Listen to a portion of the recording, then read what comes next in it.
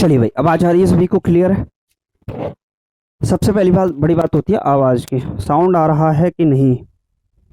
Clear है? चलिए, नमस्कार साथियों, स्वागत है आप सभी का आपके अपने यूट्यूब चैनल सरकारी भारत में। दोस्तों, जैसा कि आप सभी को पता है, सीटेट के लिए आपके लिए क्लास चल रही है और इन क्लासों में आपको पढ़ाया जा रहा है सीडीपी।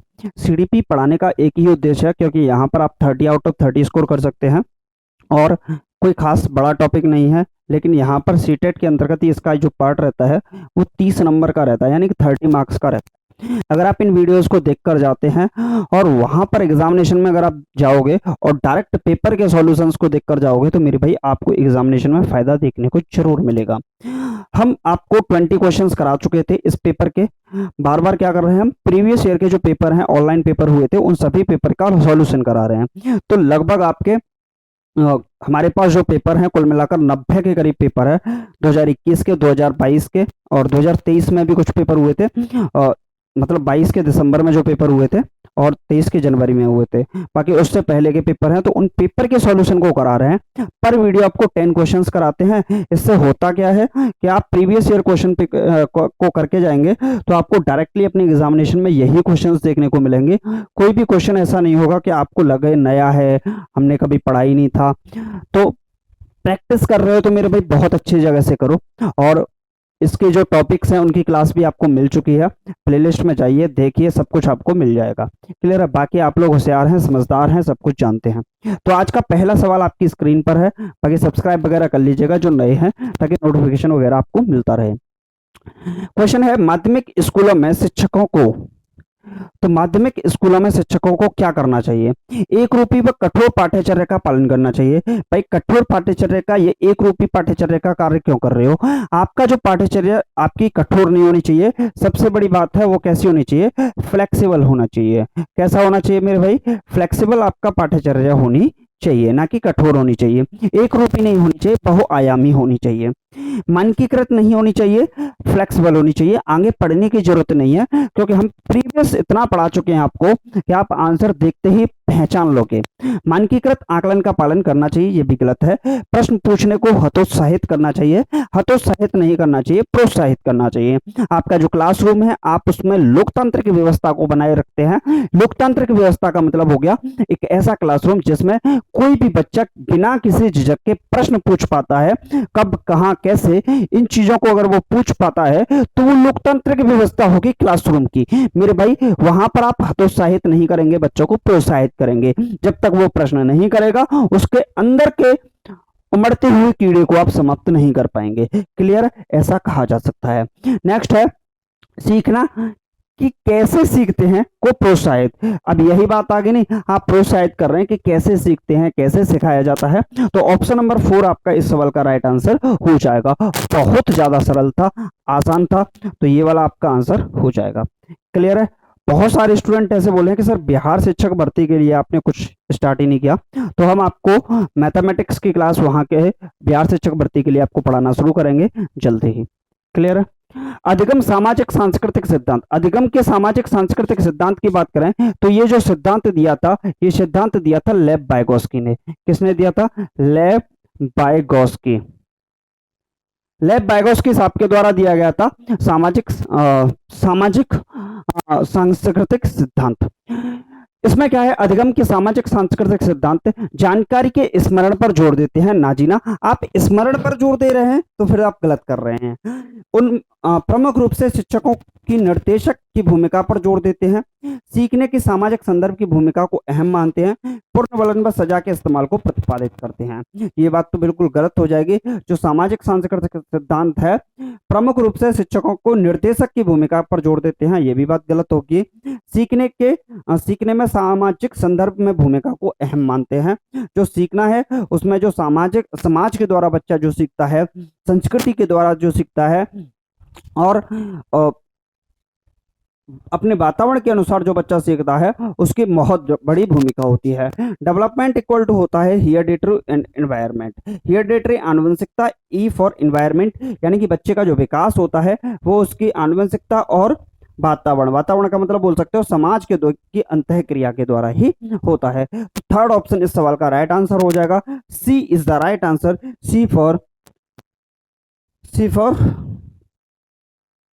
चंदू की चाची से कहो ना प्यार है। चलिए भाई, कोई भी बुरा नहीं मानेगा इस बात को। चलिए नेक्स्ट क्वेश्चन है, according to Piaget's and Vygotsky learning takes place through. पियाजे और वाइगोत्स्की के अनुसार सीखना किस प्रकार का होता है? तो अनुसरण द्वारा होता है, सीखना अनुसरण द्वारा नहीं होता है, ये गलत है। निष्क्रिय श्रवण द्वारा होता है, पैसिव तो नहीं होता, एक्टिव होता तो सोच भी सकते थे।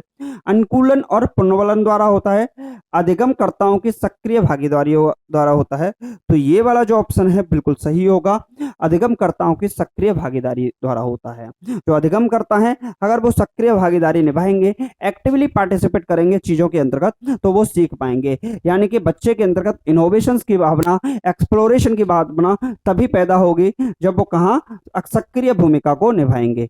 क्लियर है मेरे भाई? नवाचार उनके अंतर्गत तभी देखने को मिलेंगे। नेक्स्ट क्वेश्चन है क्वेश्चन नंबर 24, लगाइए राइट आंसर क्या होगा।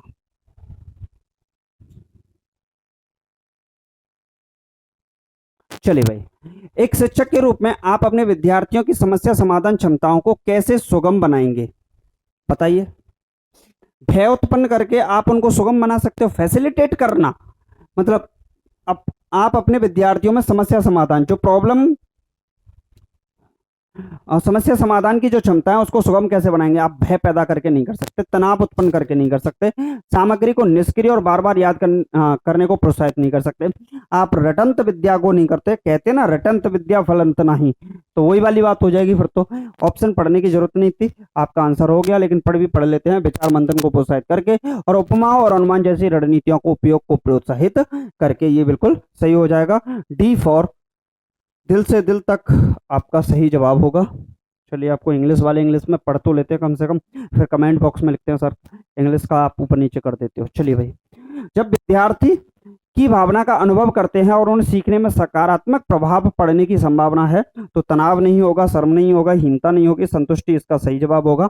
जब विद्यार्थी संतुष्टि की भावना का अनुभव करते हैं, तब उनके सीखने पर सकारात्मक प्रभाव पड़ने की संभावना है। Option number D is the right answer. D for Delhi is the right answer. चलिए नेक्स्ट क्वेश्चन, बहुत आसान था, छोटे छोटे क्वेश्चन थे, इसमें ज्यादा एक्सप्लेनेशन की जरूरत भी नहीं थी, तो फिर फास्ट ही करते हैं। अपने पूर्व ज्ञान के आधार पर बच्चों के सहज अनुमान लगाने को किया जाना चाहिए। हतोत्साहित नहीं करना, खारिज नहीं, दंडित नहीं, सुसाधित करना चाहिए। बच्चे के लिए एक टीचर एक सुविधादाता का के रूप में होता है, और पूर्व ज्ञान जो होता है वो नए ज्ञान से जोड़ने में सुसाधित का रूप का काम करता है। क्लियर है मेरे भाई? चलिए नेक्स्ट क्वेश्चन, विद्यार्थियों की अर्थ बनाने की प्रक्रिया को किस प्रकार सुगम बनाया जाना चाहिए? अर्थ बनाने की प्रक्रिया को किस प्रकार सुगम बनाया जाना चाहिए? बारंबार अभ्यास पर जोर देके ना जीना, निष्क्रिय अनुकरण द्वारा ना जीना, भौतिक पुरस्कार देके ना जीना, खोज और अन्वेषण द्वारा।